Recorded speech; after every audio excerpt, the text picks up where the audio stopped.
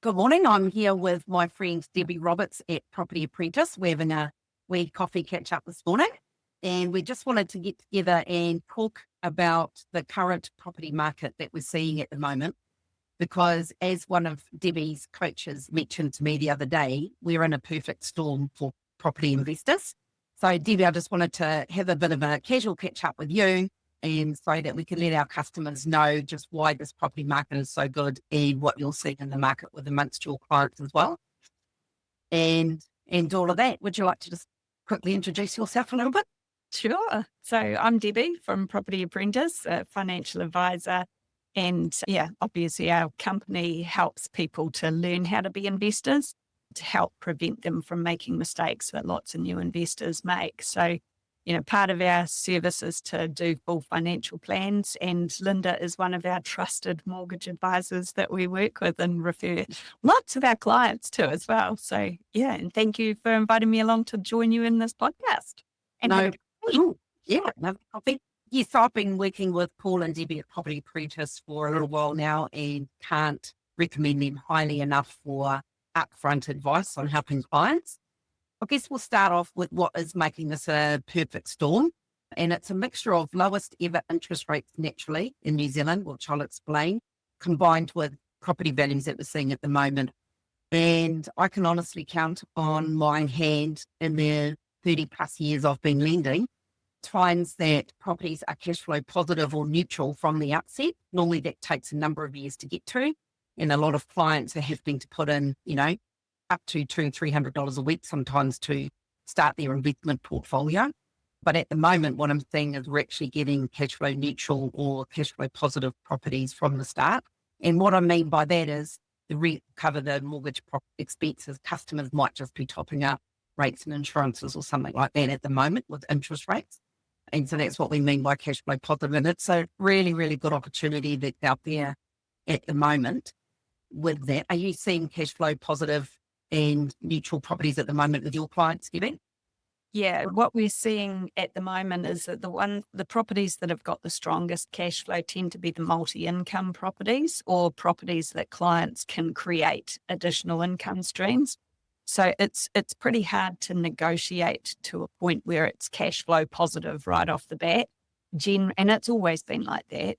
Generally speaking, you do need to either negotiate hard at the point of purchase or add value to the property to increase the market rent.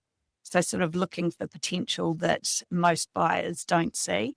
But we're certainly seeing some good cash flow deals at the moment. Some multi-income properties are generating like 10, 11, 12% gross yield. So some of those are pretty spectacular deals. A lot of them need a lot of work to get to that point, but the deals are definitely there. It's like I've been saying to clients, this is a buyer's market and the clue's in the name. But the irony of the buyer's market is that there's not generally that many buyers in the market. Yeah. And that's something that we're starting to see change at the moment. So there are more and more buyers coming in. One of the good things about the current market is that we've had a lot more listings coming into the market as well. But with the increasing number of buyers, even though we've had more and more listings coming on board because people have been hanging on by the skin of their teeth to, wait until things improve a bit before they sell. So listings are abundant, but the increased number of buyers is starting to really eat into that supply. So, we are reaching a point where it's almost like a tipping point. More people are coming into the market to buy and they're soaking up some of that supply of listings. So, at the end of the day, it's all about supply and demand. And I think we're not too far away from a potential tipping point where we'll lose this buyer's market and move into a bit more of a balanced market and then become a seller's market. Mm. And that'll be interesting again in January and February. We have an influx of listings again. If it's been like the last few years, if the buyers haven't kept up with the supply of listings that have come on, then it'll flip over back to a buyer's market again. But that will depend because we are seeing a lot more activity in terms of buyers being out there in the market now. So I'd say there'll be a lot more demand coming the beginning of next year than we've seen the last couple of years as well. So that'll be interesting. Yeah. Yeah, and I found it interesting because it seems like everyone that I'm talking to at the moment, particularly new clients, but also some of the clients that have been around for a while, it seems like the overwhelming sentiment in New Zealand from people who are interested in buying property is that they're like, we need to do something now, otherwise we're going to miss the boat.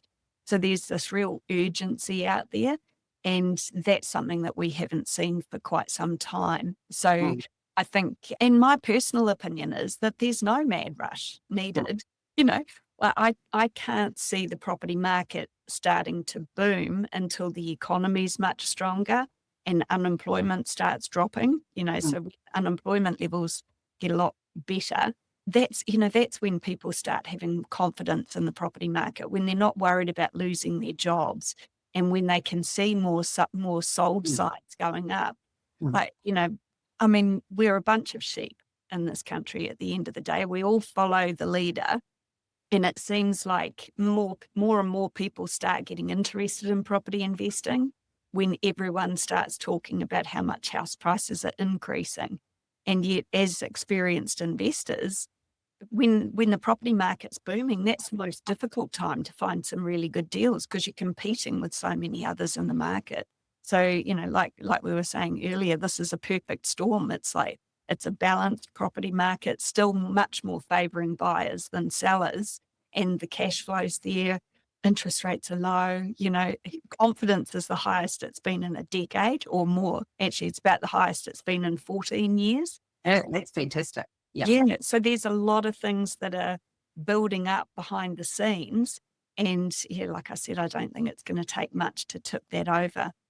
I agree. Like I always say to my clients, you want to be on the start of that wave crest, not at the top of it. You want to be on the start of it and ride that wave as it goes.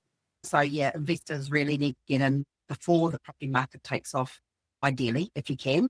Coming back to interest rates, why I say that the lowest ever natural interest rates is I've got graphs that Tony Alexander provides on a weekly basis. He's a very good economist to follow. So if anyone listening to this doesn't follow him, puts out a weekly view for free.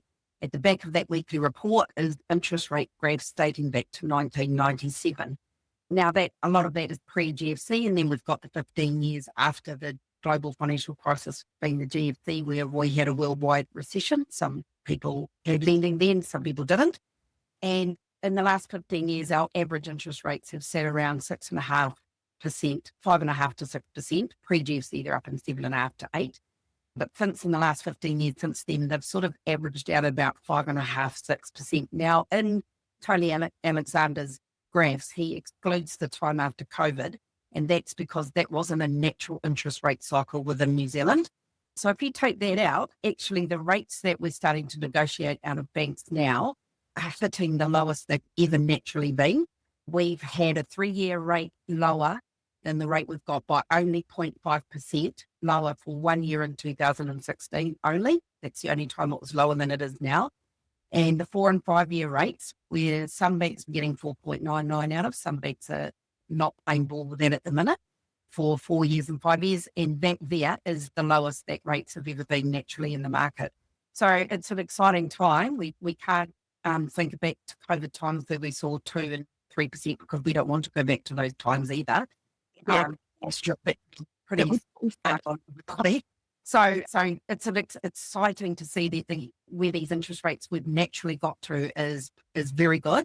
Interest rates aren't all about the OCR. You've also got to look at wholesale swap rates, which are greatly affected a lot by the US and the Fed Bank and things like that.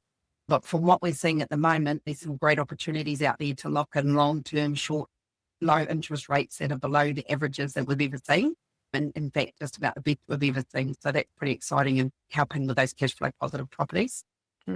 Definitely. And then, in an ideal world, if you're getting as close to positive cash flow, if not already positive at the point of purchase now, by the time you come off those fixed rates, chances are you will have had some rent increases over time to help with the cash flow if you end up coming off a fixed rate when interest rates are on the rise again. Yeah. I mean, I'm even seeing some clients coming off interest only and starting to say, well, now I'm coming off interest only on a higher rate and we're going on to a lower rate. I'd like to introduce principal again. And that's even starting to come in and starting to principal on the investment properties because it's still cash flow neutral for those customers who've had those properties for a while and experienced the rent increases and things like that. So it's really good times for investors that are got a portfolio and getting back in and buying some more, and newbies. I wanted to bring to attention one specific client that I've referred to you, Debbie, that they bought their first home, I don't know, 7-8 years ago, and it's taken them a long time to build income and build equity, but they finally got to a point where now that we can help them buy their first investment property.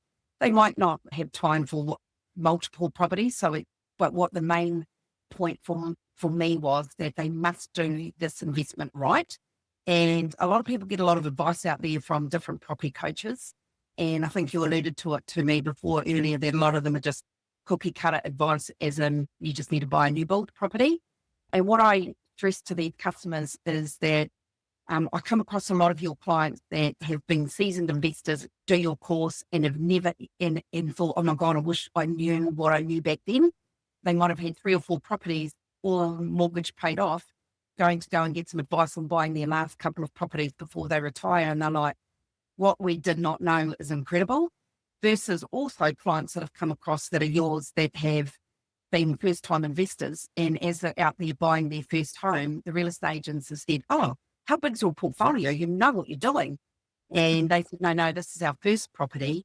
And they said the amount of mistakes they could have made, but they knew they didn't make them because they'd been through your training. And so to refer clients to you to say, it's really important you make the right choices for your investment property strategy. Go and get this coaching from you is valuable for me and for my clients to have you there. How are you seeing all your clients that are coming to you at the moment that you're seeing? Yeah, like I said, we're seeing a lot of urgency, but, part of our job is to make sure that they don't rush out and buy something stupid that's going to shoot them in the foot. I was talking to you a little bit earlier about one client that I've met with recently. And when I did their financial plan, I talked to them about what sort of rental returns they needed and whereabouts in New Zealand they're most likely to find them and what sort of strategies they should be looking at. And for them, I said to them, so, don't do new builds. New builds are not right for you. And they went, really? And I said, yes, why? And they said, well, we've spoken to 4 other financial advisors and all they did was recommend new builds. And it drives me nuts because there's so many financial advisors out there that sell new builds and they've all got a vested interest. And it's like, and the vested interest is significant. Developers will pay 30 grand commission to the people that are selling them, 30 or 40 even, we've seen. So it's like, that's a significant conflict of interest as far as I'm concerned. And it's one of the reasons that Paul and I, when we set up this business, we were like, we're not going to have that conflict of interest. So yeah, and we've stuck to our guns with that. It's like new builds are not right for everyone. And with those clients that I was talking to you about, I explained to them why new builds weren't right for them. They had good provable income, but they were limited by equity. And I said to them, if you go and buy a new build, you're literally relying on capital growth. And I said, the rental returns are lower.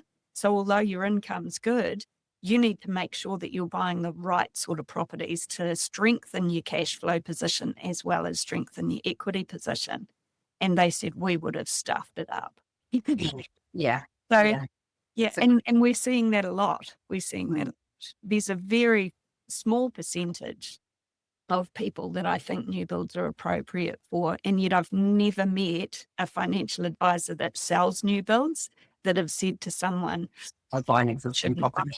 Yeah, the only time I've seen someone say you shouldn't, you can't buy anything is because they couldn't get enough lending to buy any of the properties that they were selling, which Yeah. I think is shocking.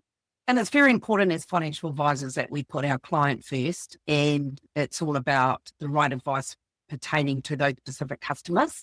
So some of your customers need, you're very good, and I've seen your financial plans. I'd say they'd be the best in the industry, to be honest, that I've ever seen. I do try. And the customers fill out what they want and what their goals are. How much do you want to be making by this in this many years and things like that? And so are they needing capital growth or are they needing yield and return?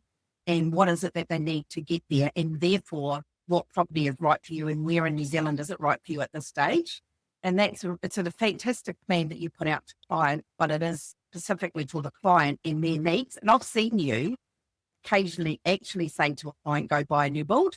And I've worked with those clients. So it's not new builds are a no and new builds are, but they're not necessarily yes. It's, there's all these other properties out there. Buy a section big enough under the new regulations that are coming out that you can build a minor dwelling on it, without debt, and build your capital growth and yield that way as well. And, you're not going to get that from a new build. So yeah, like it's, I think your financial plans are fantastic and people know about that.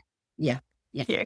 It's like, and this is something that we were talking about earlier as well. It's like there's opportunities everywhere in the current market. And yet we're still hearing from people, it's so hard. It's so hard to find a good deal. And it's like, yeah, it is. And it always has been.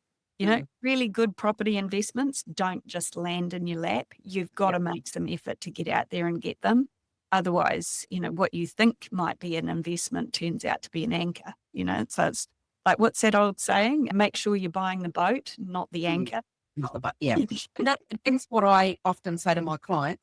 If you're wanting a property investment company out there to teach you what to do and then do it all for you, that will come at a cost, because how accurate is the information? And I've got clients that are looking at properties around the country and it's been sold with a rental appraisal like this, and I'll put them in front of a good property management company and say, now go and actually get a rental appraisal, and it's very, very different. And so there's a lot of people out there pulling a lot of woolies over people's eyes. But I'm a firm believer that if you want to do well in property investing or anything in life, you've got to work hard and do the money, whatever it is. Sorry, the money, do the work. And that's what I love about you and your company, that you've got great coaches. You're there to work beside people for the rest of their life as much as they want it and coach them through. But the client's got to go out and find the property and do the work, and it's not handed to you on a plate as in, I think you should buy an investment property. I think you should buy a new build. Oh, by the way, here one is. Or by the way, here's the rental appraisal. Or by the way, here's a financial advisor to get your mortgage approved. All in one little company, to me is quite a dangerous sort of scheme. So I love what you guys provide my clients and how I help your clients as well. Yeah, absolutely. I think our clients love working with you as well. So, it's nice when you've got a team of professionals that are all on the same page and all looking to get the best for their clients, get the best potential outcome. Coming back to, some of the financial advice that I've seen, like people have bought me information about a property that they're looking at because they went and spoke to someone who was selling them. And I've seen spreadsheets that make no sense whatsoever. Even to the fact where we sent it through to our accountant and said, can you figure out how they're doing this? And she goes, yeah, it's all lying. It's like the calculations don't make sense. As far as property investors, they're using this as a sales tool. So I think you need to be very, very careful. Unfortunately, this is an industry where there are a lot of sharks, and they'll be more than happy to take your money, but not necessarily care about the long term. And it's one of the reasons that we've decided right from the beginning to do lifetime coaching, because we figure if our clients know that we're there to help them right throughout the lifetime of however long they want to work with us, it's like pay once, get lifetime support, then, we're going to look after them because we don't want that to come back and bite us in the butt. But yeah, unfortunately, there's a lot of others out there that might sell a property and then wish you the best of luck. That's not us. No. And it's not me. I'm here on the journey with clients as well. Not a transactional mortgage advisor, so I'm nothing on this journey with my clients and the ones I work with you too. So it's fantastic. So people, if you're listening to this and it's something you're thinking, can I invest? Should I invest? Is now the right time? It is definitely now the right time in terms of the property market. We can help you determine whether you're financially ready to do so, and therefore what should you invest in. I highly recommend Property Apprentice team for that. There's no other company that I would ever work with in terms of getting good advice for my clients. I can highly recommend them. And if you're looking at working out whether this is something that you could do, or if you've already bought a property and you're looking to see where you can go again, then Paul and Debbie and myself are here to help you with that. Just get in touch. Absolutely. And I just want to like my final words, I just want to say, this stage of the property cycle comes around about once every 10 years. So we've got a window of opportunity here. And I'd hate for people to get to the point where they're like, oh, I wish we'd bought property in 2024 or 2025 or 2026. Yeah. And they don't get started until the boom because, market conditions are almost perfect at the moment. They absolutely are. We haven't seen this for a long time. We haven't got a frenzy around it like happened after COVID, which is perfect. There's no frenzy. You can take your time. You can get the advice.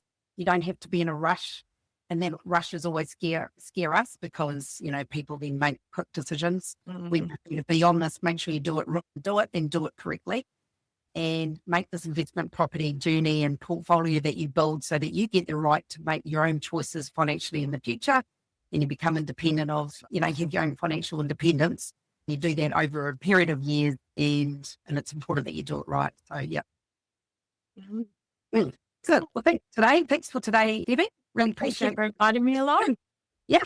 All right. Thank you, everybody. Bye-bye. Bye.